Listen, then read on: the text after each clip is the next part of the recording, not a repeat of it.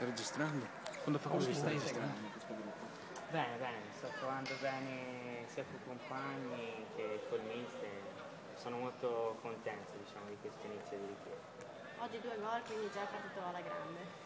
Sì, ripeto, mi sto trovando bene con i compagni, c'è sintonia con tutto il gruppo, mi sto trovando veramente bene e penso che tutti insieme possiamo far bene.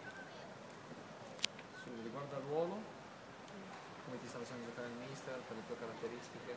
A me sinceramente piace molto, forse io penso, diciamo che mi è sempre piaciuto giocare in quel ruolo lì, ora per fortuna il mister mi sta utilizzando in quella posizione di campo, io cerco di fare del mio meglio.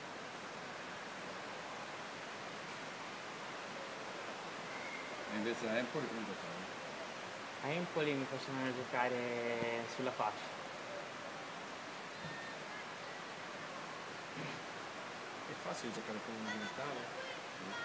Ti facilita tanto le cose, perché comunque sia è un grande giocatore, riesce a darti la palla nei tempi giusti, al momento giusto. Comunque un po' tutta la squadra è facile, ti permette diciamo di giocare nel miglior modo possibile perché ti mette nelle condizioni ideali. Con il lavoro atletico come ti sei trovato? Ci sono differenze rispetto a Empoli?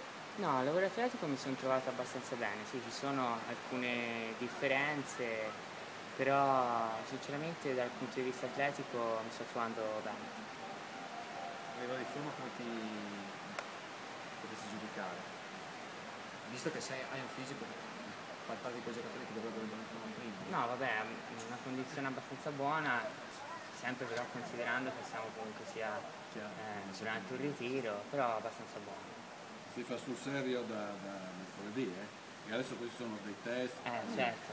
Ma anche ai fini del giudizio dell'allenatore si comincia il mercoledì. Certo, ora mercoledì sarà un test più impegnativo di questi, sicuramente le squadre che andiamo a affrontare sono di grande livello, però penso diciamo, che noi non siamo da meno e possiamo far bene. Insomma. Sei un nuovo arrivo, quindi ti starà sicuramente controllando, guardando bene. Qual è il tuo obiettivo?